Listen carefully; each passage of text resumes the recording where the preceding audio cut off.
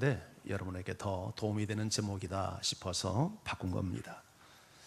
이스라엘의 최대 명절인 유월절이 돌아오자 전국과 해외에 있는 수많은 인파들이 예루살렘에 모여들었습니다. 그 당시 유대 사회에는 예수의 메시아 대망론이 아주 팽배한 상황이었습니다. 예수가 메시아일 거야.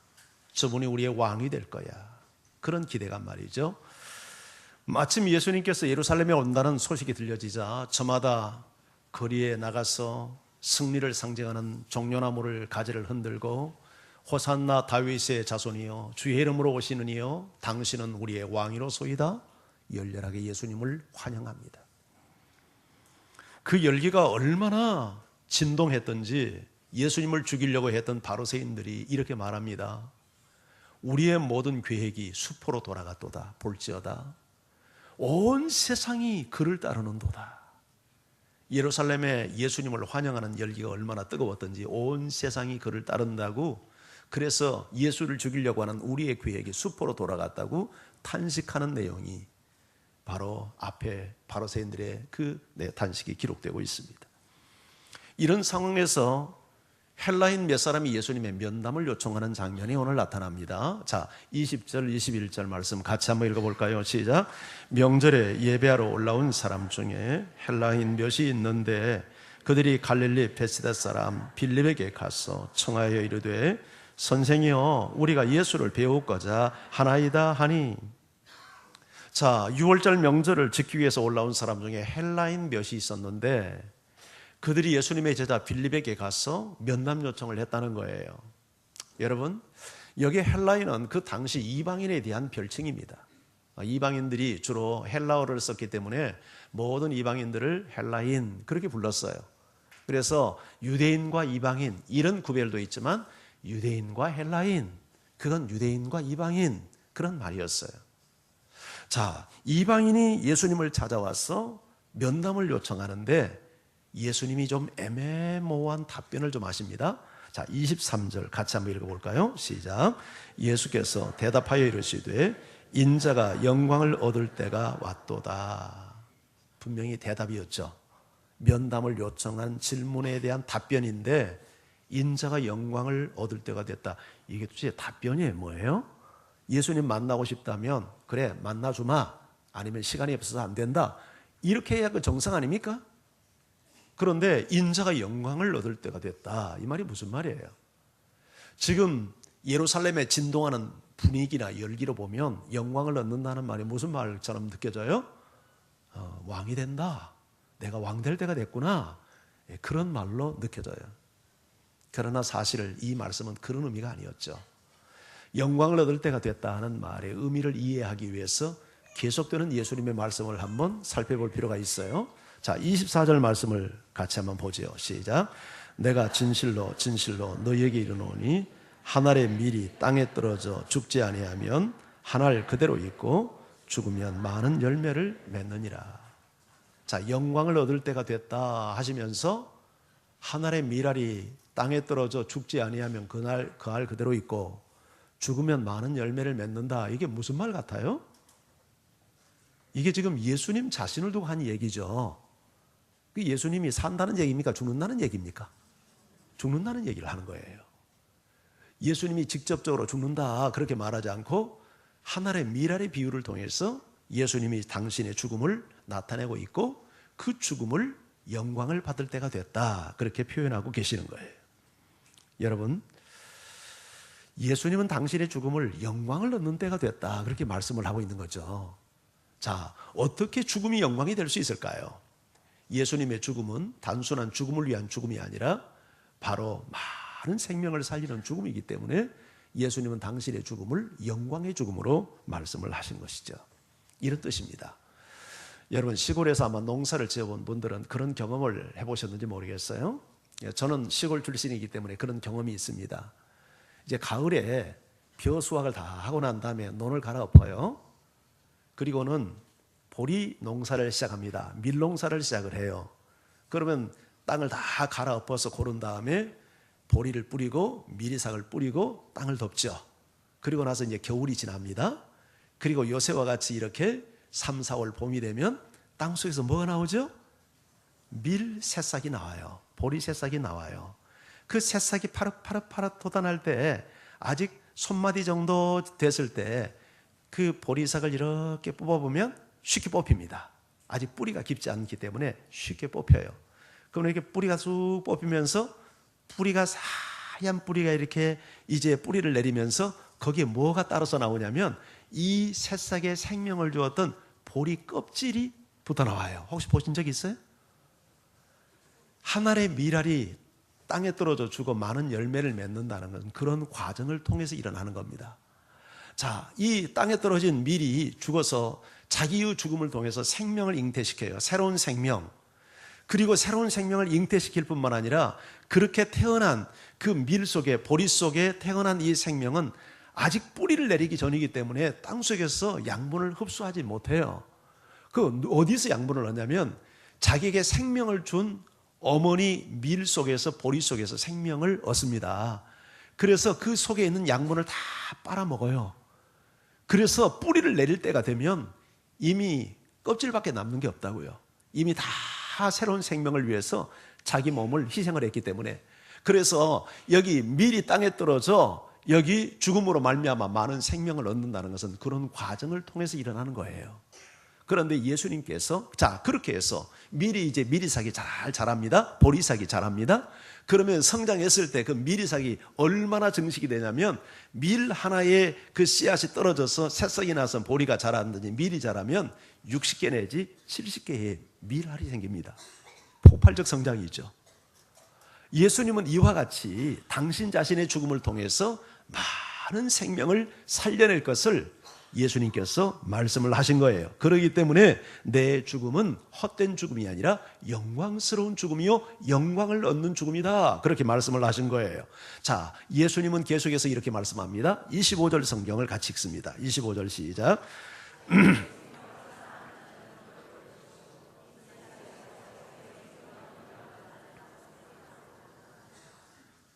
자, 자기 생명을 사랑하는 자는 잃어버리고 이 세상에서 자기 생명을 미워하는 자는 영생하도록 보존한다.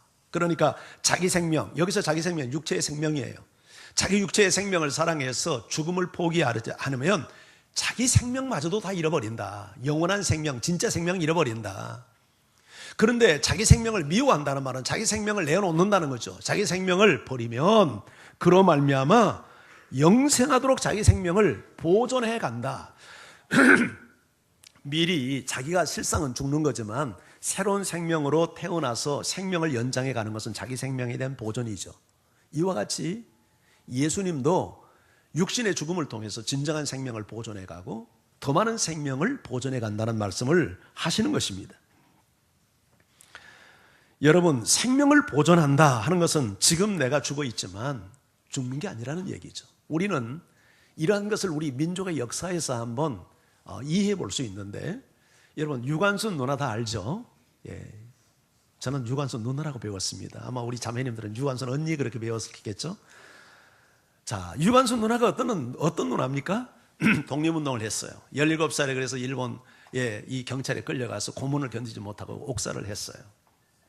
자, 그런데 분명히 유관순 누나는 죽었어요. 유관순 씨는 죽었어요. 그런데 그분은 우리 민족의 가슴속에 지금도 살아있어요. 조만식 장로, 도산 안창호 선생, 백범 김구, 이런 민족의 지도자들은 분명히 역사에서 사라졌어요. 죽었어요. 그러나 그분들은 죽지 않았어요.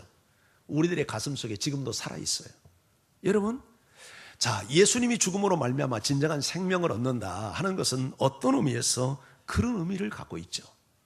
지금 CGV 이 영화관에서 여러분 주기철 목사님의 생애를 다룬 일사각오라는 영화를 합니다. 제가 한번 검색을 해봤더니 목동 CGV에서 하더라고요. 여러분들이 한번 영화 보십시오. 여러분, 주기철 목사님은 일제시대 때 신사참배 반대하다가 죽었습니다. 손양한 목사님은 여러분 나환자들을 섬기다가 그가 6.25 때 공산당에게 총 맞아 순교를 했습니다. 그분들은 세상을 떠났습니다. 그러나 그분들은 실상 죽지 않았습니다. 지금도 살아서 수많은 믿음의 후배들에게 우리의 신앙을 격려하고 있습니다. 그분들은 우리의 가슴 속에 살아있는 분들입니다. 예수님이 죽음으로 말미암아 그 생명을 보존한다는 말은 이런 의미가 있는 말씀이기도 합니다. 그러나 자기 육체의 생명을 사랑해서 죽음을 거부하면 자기 생명도 보존하지 못할 뿐만 아니라 어떤 생명의 역사도 그 사람을 통해서 일어나지 못한다는 뜻이죠. 여러분, 생명을 잃는다는 말이 무슨 말입니까? 사실은 이건 다른 말로 말하면 자기 부인이라고 말할 수 있을 거예요. 2년 전, 그러니까 2014년 4월 16일 날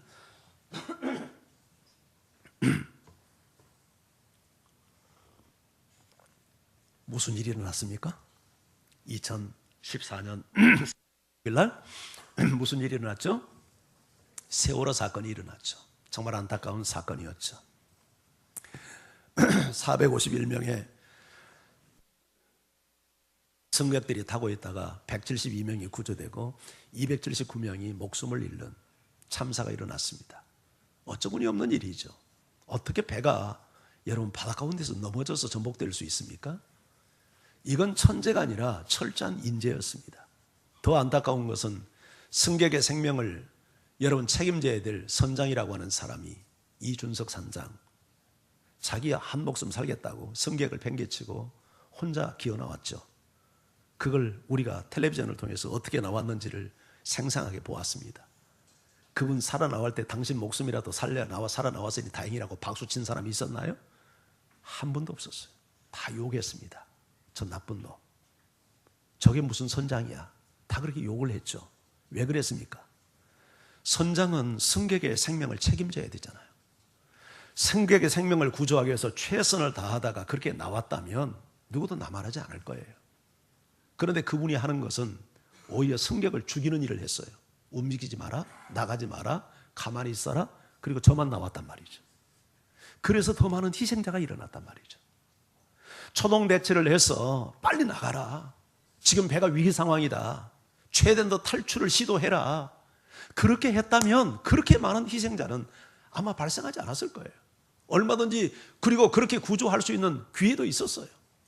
그런데 그런 노력을 하지 않고 자기 혼자 살겠다고 기어 나와서 279명이나 되는 많은 생명을 죽였어요.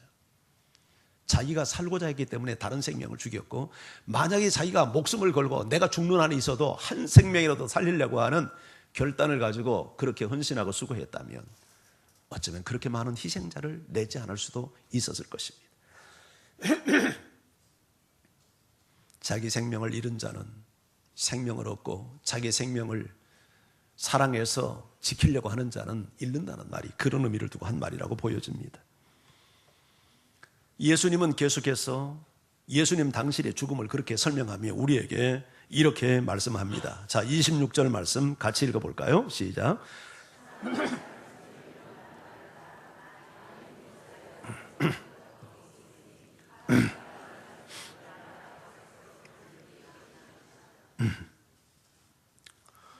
사람이 나를 섬기려면 나를 따르라. 정말 너희가 나 섬기기 원하니? 그러면 나를 따르라. 여러분, 예수님을 따른다는 말이 무슨 의미입니까? 이 문맥을 뚝 이렇게 따라오면서 이해할 때 예수님 따라간다는 게 예수님 뒷공문이 쫄쫄쫄 따라간다는 얘기죠. 그런데 어떻게 주님을 따라간다는 얘기입니까? 무엇이 주님을 따르는 일이에요? 여기서 주님을 따른다는 의미는 어떤 의미죠? 나도 예수님처럼 하늘의 미랄이 되어서 죽는다는 얘기잖아요. 그렇죠? 이런 사람이 주님을 섬기는 사람이라는 거예요. 그런 사람을 내 아버지께서 어떻게 여긴다고요? 귀히 여긴대요. 예수님이 당신의 죽음을 통해서 많은 생명을 살려내는 것처럼 너희도 네 자신의 죽음을 통해서 많은 사람을 살려내라. 그런 사람을 하나님은 귀히 여긴다. 그러니 그 사람의 죽음은 영광스러운 죽음이지 않겠습니까? 자, 그렇다면 오늘 우리의 삶의 존재는 어떤 형태로든지 간에 생명 살리는 일에 기여되고 헌신되고 연관되는 삶이 되어야 된다고 믿습니다. 아멘. 내가 어떤 형태의 삶을 살든 간에 내 삶의 목적과 과정 자체가 하나님의 나라를 이루고 사람의 생명을 살리는 그 일에 헌신되고 기여되고 연관되는 삶이 되어야 된다는 얘기죠. 우리가 공부를 열심히 잘해서 사회적인 높은 지위를 얻는 것은 참 귀한 일이에요. 그렇죠? 열심히 일을 해서 사업을 해서 돈을 많이 벌고 부를 얻는 것도 여러분 귀한 일입니다. 그거 아무나 할 수 있는 일이 아니잖아요. 우리가 가정을 잘 가꾸어서 행복한 가정을 만들고 우리의 자녀들을 신앙을 해서 잘 양육하는 일, 정말 귀한 일이에요. 왜 그 일이 귀합니까? 미안해요. 제가 조금 오늘 피곤했나 봐요. 이렇게 목이 확 자꾸 잠기네요. 여러분, 내가 공부를 열심히 해서 사회적 높은 지위를 가져서 그 일을 통해서 사람들을 생명을 살리는 일을 할 수 있고, 내가 사업을 잘해서 돈을 벌어서 하나님 나라와 복음 사업에 헌신할 수 있고, 내가 행복한 가정을 이루어서 사람들을 주님에게 인도하는 도구로 쓸 수 있기 때문에 그 일이 귀한 일이고, 그것이 그렇게 연결될 때 공부를 많이 해서 사회적 지위를 얻고 사업을 잘해서 돈을 벌고 내 가정을 행복하게 만드는 일이 정말 영광스럽고 가치 있는 일이 되는 것 아니겠어요? 그런데 아무리 공부를 많이 해서 사회적 지위를 얻고 우리가 돈을 많이 벌어서 부를 얻고 행복한 가정을 이룬다 할지라도 그것이 하나님의 나라를 이루는 일과 생명을 살리는 일에 기여되는 연관이 없다고 하면 그건 하나님 보시기에 그건 영광이 될 수 없죠. 그건 하나님 앞에서는 무의미한 일이 될 수밖에 없는 거예요. 여러분 믿습니까? 우리는 이러한 가치관을 믿는 사람들입니다. 그게 예수 믿는 사람의 가치죠.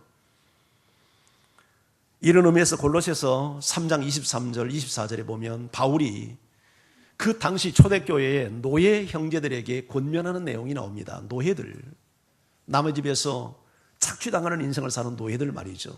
일한다고 무슨 보수를 받는 것도 아닌 노예들에게 이렇게 권면합니다. 사랑하는 형제들이여, 당신들이 육체의 상전에게 순종하시오.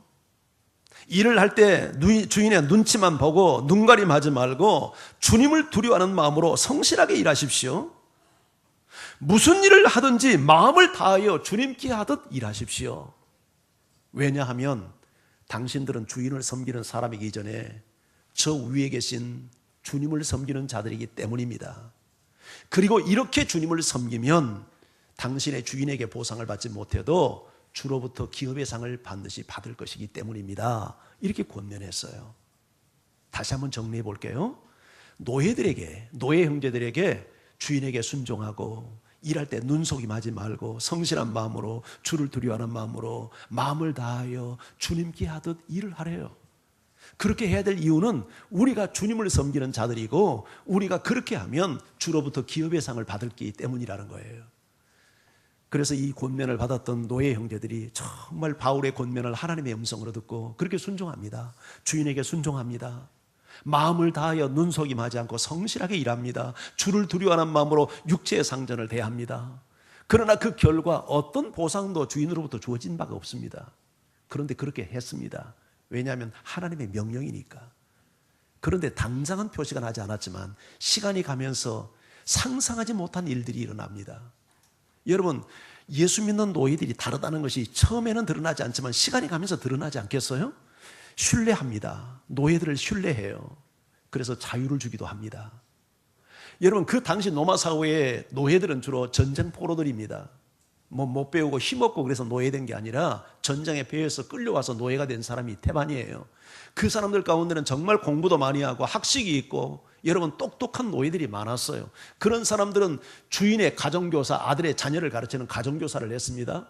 그런데 예수 믿는 이 가정교사, 노예 가정교사가 아이들을 가르치면서 음성적으로 조용하게 복음을 전합니다. 그러면 아이들의 가슴속에 예수님의 복음이 심겨지면서 그 복음의 씨가 자라서 예수를 믿어요. 그 자녀들이 예수를 믿으면 나중에 부모를 전도합니다. 이런 번식이, 그래서 누룩처럼 이 복음의 영향력이 번식되어 가면서 로마 사회 속에 예수 믿는 사람들이 폭발적으로 증대해 가요. 그들이 비록 신분이 노예와 같은 비천한 신분이지만 조용히 그들이 자기 할 일을 다하면서 자기 희생을 무릅쓰고 육체의 상전을 섬기고 어떤 이익도 없고 어떤 보상도 없지만 하나님의 말씀에 순종해서 성실하게 하나님의 미랄이 되어서 섬겼더니 그런 놀라운 역사들이 일어나는 거예요. 그러면서 로마 사회 속에 복음이 확산되어 가는데 마치 누룩이 번져가듯 하나님의 말씀의 복음이 증가되어 가면서 어느 정도로 폭발적 성장이 일어나냐면 로마 정권이, 로마 정부가 두려움을 느낄 정도로, 기독교에 대해서 두려움을 느낄 정도로, 왜냐하면 여기저기서 너무 많은 사람들이, 예수 믿는 사람들이 일어나니까 두려움이 이를 정도로 중국이 예수 믿는 사람들이 막 폭발적으로 일어나니까 중국 정부가 두려움을 얻게 해서 핍박하는 것처럼 250년 동안 로마 정부가 예수 믿는 기독교인들을 핍박을 했잖아요. 그런데도 숫자가 줄어들지 않고 계속 폭발해가지고 여러분 AD 300년이 넘으니까 그 복음이 로마 사회를 정복해버리잖아요. 로마 제국이 복음 앞에 무릎을 꿇잖아요. 할렐루야. 이것이 하나님의 미랄이 된다는 뜻입니다. 내가 하나님의 미랄이 되어서 정말 죽음을 각오하고 말씀을 따라 살고 그렇게 사니까 그 헌신과 그 죽음을 통해서 여러분 복음의 영광이 드러나고 생명을 살리는 역사들이 나타나고 수많은 사람들이 구원받는 역사가 일어났던 거예요.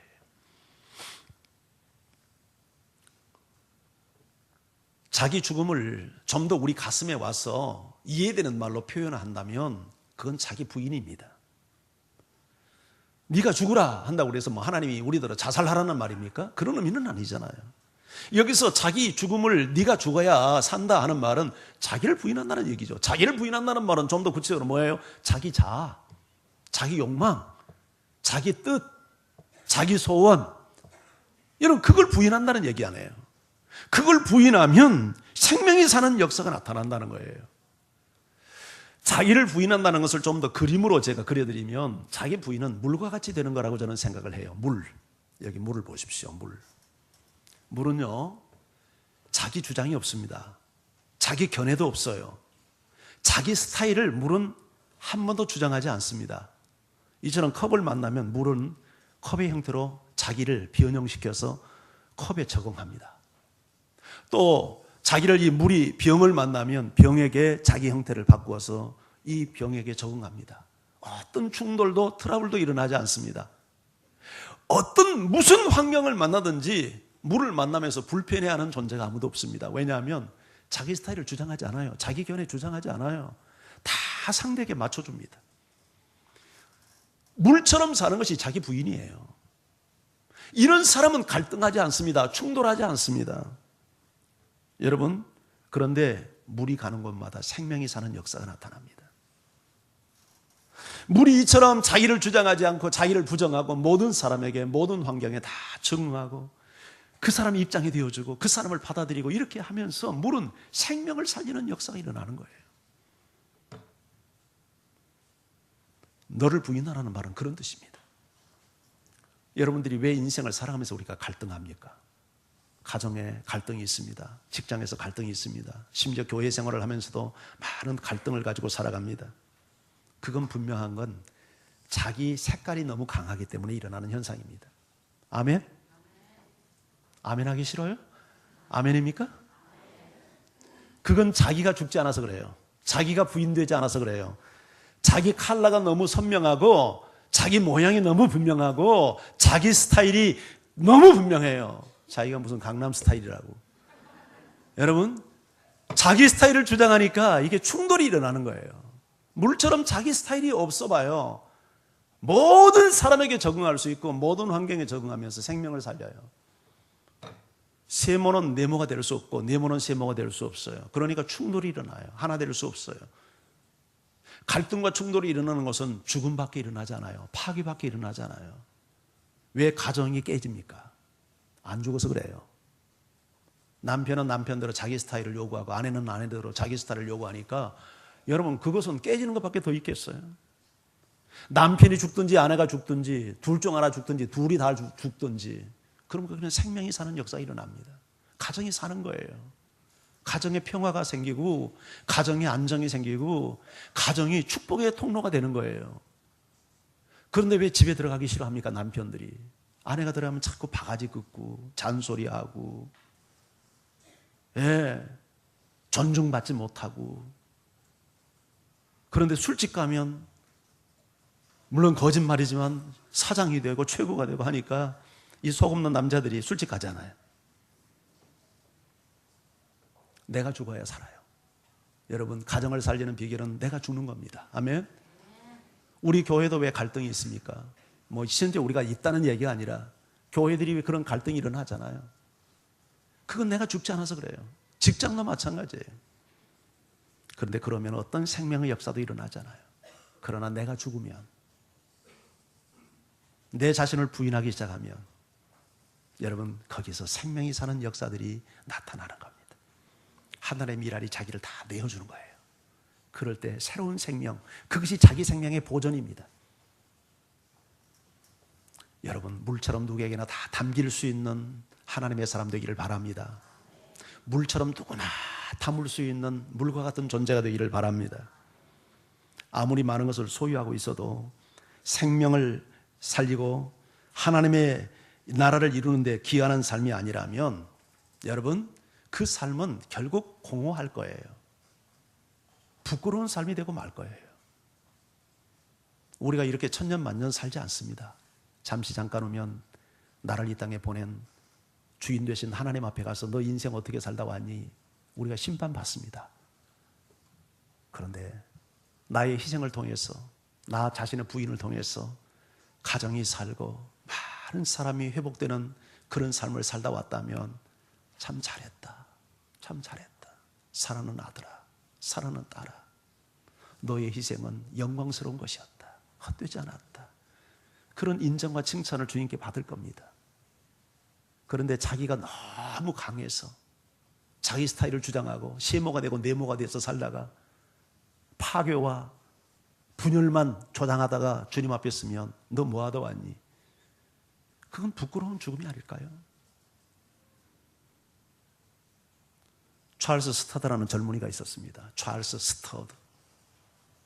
이 사람은 영국의 갑부의 아들이었습니다. 영국 옥스퍼드와 캠브리지는 양대 명문대학이죠. 캠브리지의 수대였습니다.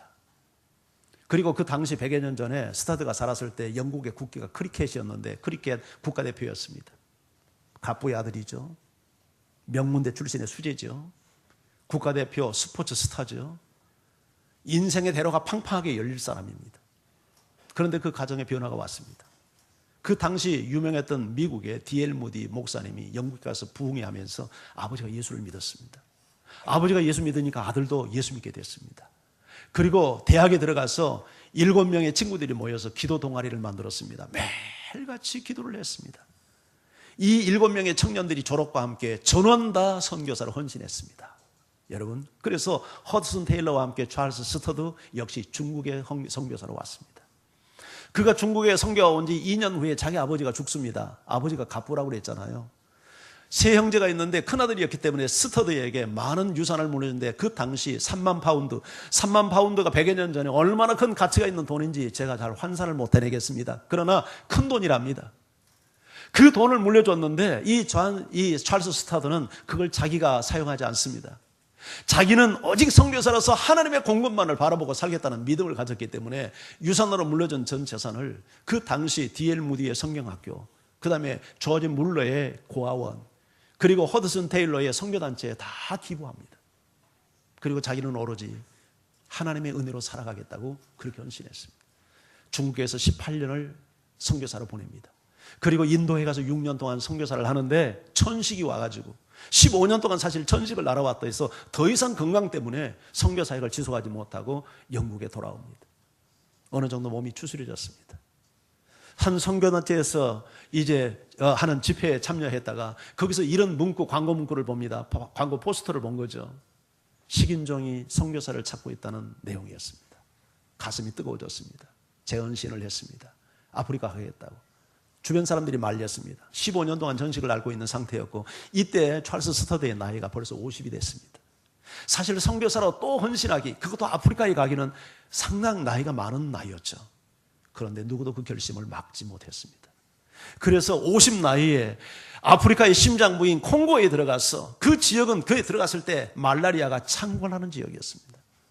거기서 20년 동안 70세까지 사역을 하다가 많은 사람들을 주님께 인도했습니다. 그리고 그가 웩이라고 하는 선교단체를 만들었는데 이 웩은 Worldwide Evangelization for Christ, 그리스도를 위한 세계적인 복음, 전도 이렇게 해석할 수 있는 선교단체를 만들어서 많은 자기의 선교 전략을 수많은 선교사들에게 이렇게 확산시켰습니다. 이 웩은 100여 년 전에 1913년도에 만들어지니까 100년이 넘은 선교단체죠. 지금까지 그 선교단체가 이어지고 있는데 50개 여국의 선교사들이 2200명이 지금도 모여서 80개 국가에서 사역을 하고 있는, 그리고 지금도 그 웩이라고 하는 선교단체는 창시자 찰스 스터디의 그 정신을 본받아서 모금운동을 하지 않습니다. 선교비 모금을 하지 않고 오직 기도만 하고 하나님의 공급에 의해서 선교하는 그런 특별한 선교기관입니다. 한 사람이 자기 생명을 내어놓고 헌신하는, 부잣집 갑부의 아들이요, 명문대 출신이요, 국가대표 운동 스포츠 스타로서 인생의 정말 대로를 달릴 수 있는 사람이 그 모든 것을 주를 위해서 내려놓고 헌신하기 시작을 했을 때, 그 한 사람의 희생을 통해서 그처럼 이루 말할 수 없는 중국에서, 그리고 인도에서, 아프리카에서 수많은 영혼이, 그리고 그를 통해서 선교단체를 통해서 수를 셀 수조차 없는 많은 영혼이 주님 앞에 돌아오는 이런 아름다운 생명의 역사가 일어났던 것입니다. 이것이 하나님의 미랄이 되어 사는 삶의 모습이라고 생각이 되어집니다. 할렐루야. 우리가 부르는 찬송 가운데 늘 마음을 캥기게 하고 좀 부담스러운 찬송이 있어요. 여러분은 무슨 찬송입니까? 아마 이 찬송이 아니겠는가 싶어요. 푸른 바다 나서니 몸 어디든지 가오리다 죽음. 그 다음에 어떻게 합니까? 예, 하여튼 그 찬송이 있잖아요. 푸른 바다 나서니 몸 어디든지 가오리다. 예, 뭐 괴로우나 즐거우나 뭐 주만 따라가오리다. 어느 누가 막으리까? 죽음인들 막으리까? 근데 좀 안 캥겨요? 네, 푸른 바다 나서니 뭐 어디든지 가오리다. 어디든지 정말 갑니까? 근데 이 찬송의 고백이 진실한 여러분의 고백이 되기를 바랍니다. 또 있죠. 내게 있는 모든 것을 아낌없이 드리네. 어디가 걸립니까? 내게 있는 모든 것 아낌없이 드린대. 뭘 아낌없이 드려? 이리 재고 저리 재고 다 계산하고 하나님께 마땅히 드렸다 11조도 못 드려서 삥땅 치고 속이고 하면서. 그러나 이 찬양이 여러분의 진실한 고백이 되기를 바랍니다. 희생이 없는 곳에는 절대 생명의 역사가 일어나지 않습니다. 우리가 주를 위해서 푸른 바다 나서니 몸 어디든지 가오리다. 내게 있는 모든 것 아낌없이 드리리다. 십자가를 질 수 있나 주가 물어보실 때 죽기까지 따려오래. 성도 대답하였네. 말은 잘하죠. 입이 있어가지고. 그런데 정말 죽기까지 따릅니까? 시장에서 과일 파는 분이 있는데요. 이제 과일을 팔다 보니까 많은 손님들이 오잖아요. 주로 우리도 이제 여기 성산시장이 가까이, 올림픽 시장이 가까워서 전도하라고 하면 시장부터 달려갑니다. 제일 쉽게 만날 수 있는 사람이 시장 사람들이니까. 그렇죠, 여러분도. 그래서 여러 사람이 와서 이제 전도를 하는 거예요. 근데 이분이 마음문이 쉽게 잘 열리질 않아요. 그냥 뭐 예수 믿는 사람들 하는 소리겠거니. 그런데 한 사람만큼은 달랐어요. 그분은 항상 시장에 나올 때 옷을 단정하게 입고 어느 정도 몸도 화장도 하고 항상 단정한 표정으로 시장을 와서 물건을 살 때도 항상 보면 자기가 주인인 것처럼 오히려 인사를 깍듯하게 하고, 그리고 대부분 여러분이 시장 가서 과일 가게 가서 과일을 살 때 어떻게 삽니까? 제일 잘생긴 놈, 제일 맛있게 보이는 놈, 흠 없는 놈, 이리저리 굴려서 흠이라도 조금 있으면 다시 넣고 그렇게 사잖아요. 그렇죠? 안 그렇습니까? 제가 억지 소리 하나요? 보통 그렇게 시장에 가서 물건 사요. 근데 이분은 그렇지 않았어요. 정반대였어요. 가장 찌질이, 가장 못난이, 가장 작은 것, 흠 있는 것, 내가 봐도 안 사갈 것, 그런 것을 바구니에 주고 담는 거예요. 한 번, 두 번만 그렇게 한 게 아니라 항상 시장에 와서, 가게 와서 물건 살 때는 그렇게 해요. 그러니까 가게 주인이 궁금해졌어. 저 인간이 어떤 인간인가 궁금해졌어. 그래서 어느 날 물은 거예요. 자기 생각에 아마 저 사람 교회 다니는 사람이라고 생각했던 것 같아요. 그래서 혹시 예수 믿냐고 물었더니 그렇다는 거예요. 그러면서 자기가 어떻게 예수 믿었고 자기가 어느 교회를 나가는데 그 교회가 얼마나 좋은지를 가게 주인한테 설명을 하는 거야. 그 대사. 그 가게 주인 예수 믿었겠습니까? 안 믿었겠습니까? 믿다마다 자기 발로 스스로 걸어 나와가지고 너무너무 신앙생활을 잘하는 그리스도인이 됐어요. 자기를 부인하고 산다는 것은 바로 그 집사님과 같이 사는 모습이 아닐까 하는 생각이 들어요. 여러분, 그 집사님이 과일 가게 가서 좋은 거 고르고 싶은 마음은 없었겠습니까? 잘생긴 놈 자기도 선택하고 싶은 마음은 없었겠습니까? 그런데 자기는 과일 사는 목적이 좋은 걸 고르는데 두지 않았어요. 어떻게 하면 저 영혼 주님 앞에 인도할까? 어떻게 하면 저 사람에게 생명을 전하게 할까? 그런 목적의식을 가지니까 희생할 수 있는 거예요. 기쁨으로 할 수 있는 거예요. 그게 돈 몇 푼 차이겠어요. 10,000원어치 샀다고 하면 1,000원어치 손해봤을까요? 그런데 그것이 돈으로는 환산할 수 없는 천하보다 귀한 한 영혼을 주님 앞에 인도하는 그런 놀라운 헌신의 열매를 가져왔잖아요. 이게 하나의 미랄이 된다는 거예요. 이것이 자기를 부인한다는 거예요.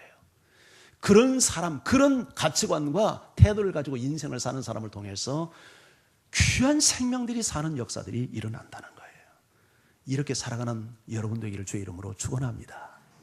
자, 그런데 예수님이 이렇게 말씀을 하시고 계속 말씀을 하는데 좀 이상한 말씀을 합니다. 자, 27절 말씀을 같이 읽어봅니다. 자, 시작. 지금 내 마음이 괴로우니 무슨 말을 하리요? 아버지여, 나를 구원하여 이때를 면하게 하여 주옵소서. 그러나 내가 이를 위하여 이때에 왔나이다. 자, 지금까지 예수님은 당신의 죽음에 대해서 설명했습니다. 내 죽음은 하늘의 미랄로서의 죽음이고 내가 죽으면 많은 생명을 살려낼 거야. 그래서 나의 죽음은 영광스러운 죽음이야. 이렇게 설명을 했어요. 그러면 적어도 어떻게 이야기합니까? 예수님 당신 죽음을 선언하면서 주변 사람들이 놀래서 근심 뛴 얼굴을 하면 괜찮아. 내 죽음은 영광스러운 죽음이라니까. 그러니까 너무 걱정하지 말고 그냥 기도나 해줘. 이 정도 이야기하면 상식적으로 통할 수 있는 얘기잖아요. 근데 지금 예수님이 그러나요?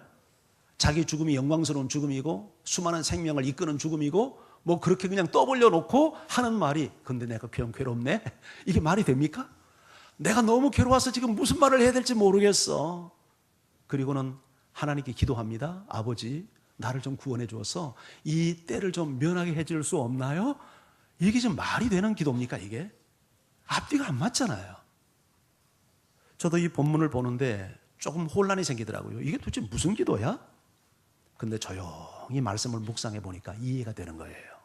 왜 이해가 되는가 한번 제가 설명해 볼게요.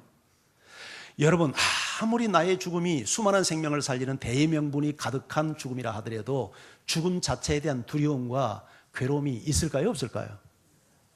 여러분 모두를 살리기 위해서 내가 여기서 지금 죽어야 된다고 해봅시다. 얼마나 내가 대의명분이 있는 영광스러운 죽음입니까?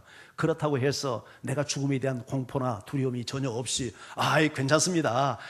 이거 껌이죠. 껌 하면서 죽을 수 있나요? 그렇지 않습니다. 내가 여러분을 살리기 위해서 죽는다 하더라도 대의명분이 분명한 죽음이라 하더라도 나는 죽음 자체에 대한 두려움 앞에 괴로움을 겪을 것입니다. 예수님이 인간의 몸을 입고 이 땅에 왔을 때 하나님의 아들이니까 이 세상에서 인간으로서 겪는 고통을 아무것도 경험하지 않았나요? 그러지 않았어요. 금식할 때 배고팠어요. 그 뜨거운 열기를 걸었을 때 예수님 목말라 했어요. 오래 걸으면 피곤해서 주저앉았어요. 속상한 일을 보면 눈물을 흘렸어요. 예수님. 채찍에 맞을 때, 살갗이 찢어질 때 예수님 고통스러워하며 소리를 지르고 신음소리를 냈어요. 십자가의 죽음을 나는 하나님의 아들이니까 괜찮아. 이거 껌이지 껌. 나는 괜찮아. 아무 고통도 없이 십자가 당하는 거 아니에요. 예수님이 우리가 겪을 수 있는 그 고통을 그대로 몸소 경험하면서 당하셨던 거예요. 그러니 어찌 예수님에게 두려움이 없겠어요? 어찌 괴롭지 않겠어요? 그런데 그것이 예수님 기도의 전부가 아니었다는 거예요. 이어지는 기도가 뭡니까? 그러나 아버지요. 거기 성경 한번 다시 보여줘 보세요. 27절 후반부 보세요. 그러나 뭐라고 기도합니까? 내가 이를 위하여 이때 왔. 이 말이 무슨 말이에요? 그러나 아버지, 제가 왜 왔는지 저 압니다. 내 죽음을 통해서 생명을 살리기 위해서 왔죠. 아버지, 제가 이거 받아들일게요. 이게 예수님의 기도의 결론 아닙니까? 자, 그렇다면 진정한 기도는 어떤 기도입니까? 내 욕망, 내 필요, 내 소원을 구하는 게 기도가 아니죠. 물론 그것도 기도죠. 그러나 우리 기도의 우선순위는 그것이 되어서는 안 되죠. 내 뜻을 내려놓고 아버지 뜻을 받아들이고 하나님의 이름이 높임을 받고 하나님의 나라가 이루어지고 생명을 살리는 일, 그것이 나의 희생을 요구하는 일이라면 내 자체는 그 희생을 거부하고 부담스러워하지만 그러나 주님, 내가 이 희생을 감당해 볼게요. 이런 기도는 한두 마디 기도를 가지고 될 기도가 아닙니다. 이건 씨름을 해야 될 기도죠. 몸부림을 치면서 뒹굴면서 해야 될 기도 아니에요? 그래서 새벽에 나와서 부르짖고 갈등하고 고민하면서 영적 싸움을 싸우는 기도를 하는 것 아닙니까? 그래서 우리 기도하는 거 아니겠어요? 예수님의 기도는 그런 기도입니다. 여러분, 예수님의 기도를 배울 수 있기를 바랍니다. 예수님은 이 기도를 했기 때문에 승리할 수 있었던 것입니다. 그래서 28절에 이렇게 말합니다. 28절을 같이 한번 읽어볼까요? 시작. 아버지여, 아버지의 이름을 영광스럽게 하옵소서 하시니 이에 하늘에서 소리가 나서 이르되 내가 이미 영광스럽게 하였고 또다시 영광스럽게 하리라 하시니, 예수님은 기도의 결론이 아버지를 영화롭게 하는 거였어요. 아버지, 내 뜻을 제가 주장하지 않겠습니다. 아버지의 뜻을 따르겠습니다. 아버지, 저를 통해서 영광을 받으세요.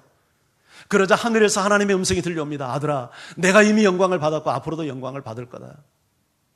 이게 예수님이 이 땅에 오신 목적이고 우리가 이 세상에 존재해야 될 목적이 또한 여기에 있지 않습니까? 잘 먹고 잘 살고 성공하고 여러분 광내고, 그것이 내가 이 세상에 살아야 될 진정한 이유가 아니라, 우리 여러분이 세례를 받는 교인이라면 다 이 고백 들었을 거예요. 했을 거예요. 인간의 제일 된 목적이 무엇이죠? 이 질문 말이죠. 뭡니까? 하나님을 영화롭게 하고 영원토록 그를 즐거워하는 것이 내가 사는 이유입니다. 아멘이죠. 하나님을 영화롭게 하고 내 삶 자체가 하나님이 영광이 될 수 있도록. 그런데 하나님은 언제 영광 받습니까? 내 희생을 통해서 하나님의 나라가 확장되고 하나님의 이름이 높임을 받고 수많은 사람들이 생명을 사는 이런 삶을 살 때 하나님이 영광을 받잖아요. 과연 너는 내 아들이구나.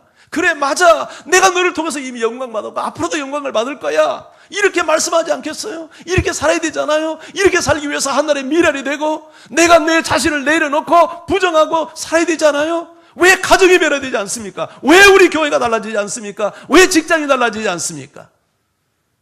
죽지 않으니까. 내가 내 주장 다 하고 내 고집 다 피우고 내 스타일을 주장하지고, 그러니까 어떤 생명의 역사도 일어나지 않는 거죠. 오늘부터 하나의 미랄이 되시길 바랍니다. 가정에서 죽으세요. 그럼 남편 구원됩니다. 내가 죽겠다는데, 내가 그 남편을 살리는 자양분 되겠다는데, 내 자식 살리겠다는데, 여러분 안 믿을 수 없는 거죠. 내가 너를 위해서 이 애비가 죽겠다. 당신을 구원할 수 있는 일이라면 내가 죽겠습니다. 그럴 때 하나님의 영광을 받는 거죠.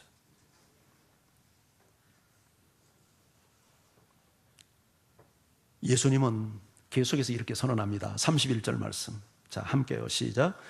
이제 이 세상에 대한 심판이 이르렀으니 이 세상의 임금이 쫓겨나리라. 이제는 언제입니까? 예수님이 죽음을 결정한 순간. 어떤 일이 납니까? 세상의 임금이 쫓겨나간대요. 세상의 임금은 누굽니까? 세상을 다스리고 지배하는 사탄입니다. 예수님이 죽음을 통해서 사탄을 결박하고 사탄의 머리통을 부수고 사탄을 이 세상에서 내어 쫓고 무저강에 가두는 이런 놀라운 역사가 예수님의 십자가 죽음을 통해서 일어난다는 거예요. 자, 그렇다면 예수님의 죽음은 실패입니까? 성공입니까? 승리입니까? 예수님의 죽음은 실패가 아니라 성공입니다. 승리입니다. 여러분, 하나님 나라에서 영적인 진정한 승리는 내가 사는 데 있지 않습니다. 내가 죽어야 승리합니다. 내가 지고 내가 양보하고 나를 부정하면 사는 역사가 일어납니다.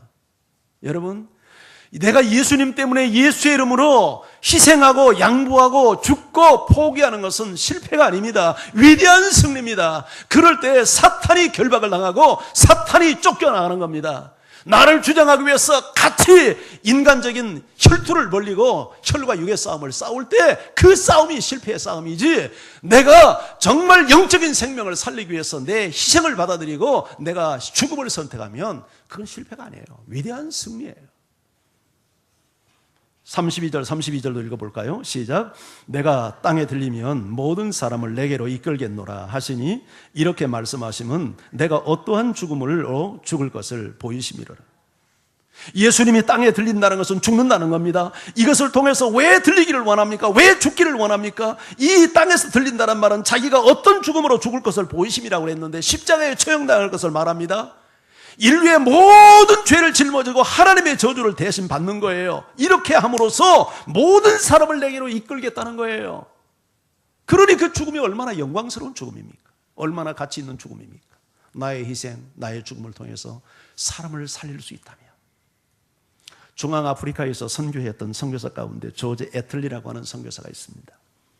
그런데 그가 선교하려고 정했던 그 부족은 아프리카 중에서도 가장 오지, 저 중심과 산악 속에 살고 있고 외부와의 모든 교제가 소통이 단절되어 있고 그리고 난폭하기로 너무 유명한 소문난 그런 부족이었습니다. 그런데 조지 애틀리의 마음속에 그들을 품는 마음을 주신 겁니다. 그들에게 접근해 갑니다. 그들의 부족 언어를 배우고 그들에게 복음을 전하기 위해서 다가갑니다. 그런데 그들이 너무 사나운 부족이기 때문에 선교부에서 원칙을 세워줬습니다. 언제나 그들이 갈 때는 권총을 소지하도록. 그래서 그들이 보이지 않게 품에 권총을, 이건 선교부의 이건 규칙이니까 그래서 권총을 들고 갑니다.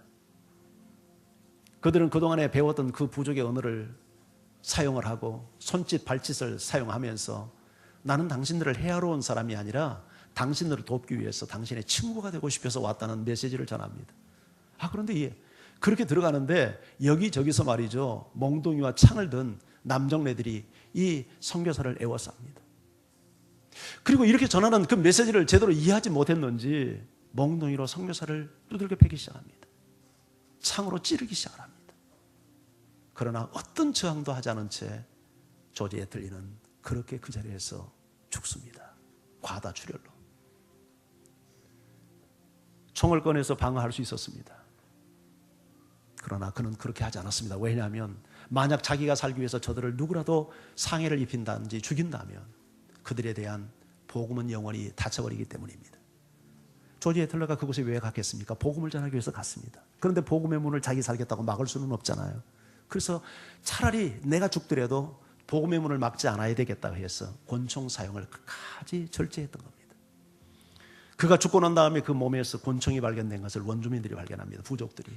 그리고 놀랍니다. 총 안에 총알까지 장전되어 있는 상태를 확인하고 선교사가 어떤 사람인가를 그때서 이해합니다. 이분이 나쁜 사람이 아니었구나. 우리에게 도움을 주기 위해서 왔던 사람이구나. 조지 애틀러는 그대로 죽었지만 그 이후에 찾아간 선교사들에 의해서 그 부족 전체가 다 예수 믿는 기적이 일어났습니다. 사랑하는 성도 여러분, 오늘 주님께서 하나님의 미랄이 되어 죽어줌으로 우리를 살려주었습니다. 이제 나를 섬기는 자는 나를 따르는 자가 되라. 나 있는 곳에 나를 섬기는 자도 있으리니 너희도 하나님의 미랄이 되어다오. 그리하여 수많은 생명을 살려다오. 여러분, 왜 우리 기독교가 능력을 상실했을까요? 내가 줄여들지 않기 때문에. 그러나 내가 죽는 곳에 생명이 사는 역사가 일어날 줄 믿습니다. 여러분, 하늘의 미랄이 되는 이 영광스러운 영광을 여러분이 소유하기를 주의 이름으로 축원합니다. 우리 같이 찬양하면서 주 앞에 나가죠.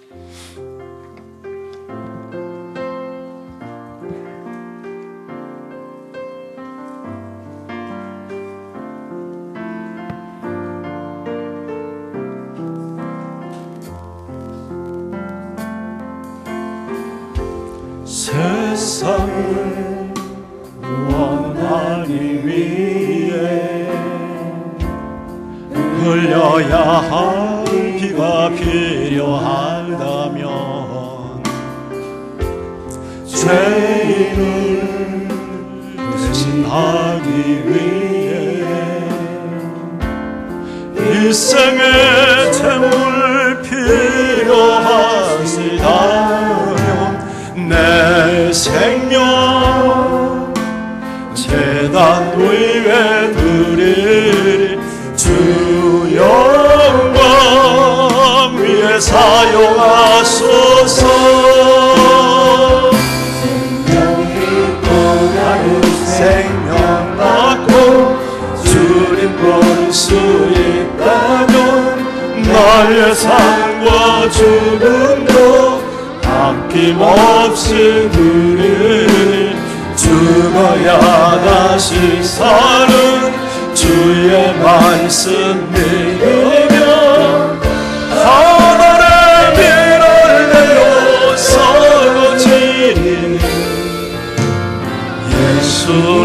주님처럼 살아가게 하소서.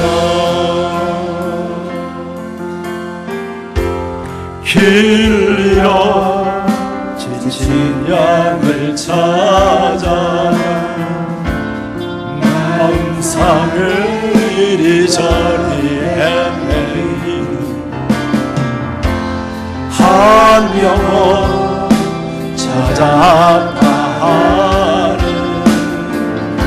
예수님 마음 내게 주옵소서. 십자가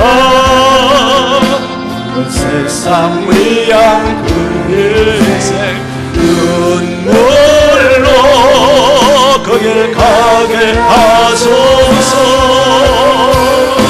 생명이 또 다른 생명 낳고 주님 볼 수 있다면 나의 삶과 죽음도 아낌없이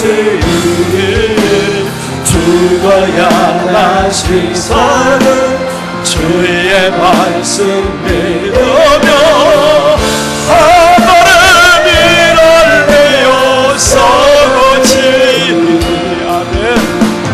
예수님처럼 살아가게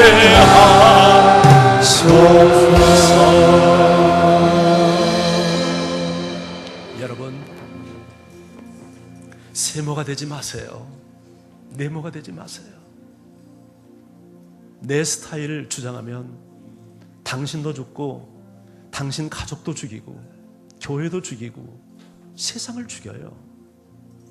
생명을 살리는 자연의 법칙, 생명을 살리는 영적인 법칙은 내가 죽는 거예요. 그분이 예수님이에요. 예수를 섬기는 사람은 예수님을 따라야 된다고 말씀해요. 죽음을 결단해 보세요. 그렇습니다. 주님, 내 가정에 이처럼 갈등이 있고 충돌이 있는 것은 내가 죽지 못해서 그래요. 우리 회사에 어떤 생명의 역사도 일어나지 않는 것은 내가 죽지 못해서 그러네요. 주님, 제가 죽겠습니다.